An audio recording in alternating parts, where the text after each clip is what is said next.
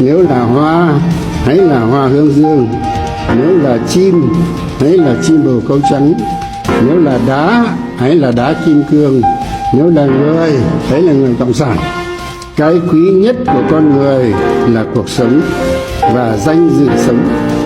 bởi vì đời người chỉ sống có một lần, phải sống sao cho khỏi xót xa ân hận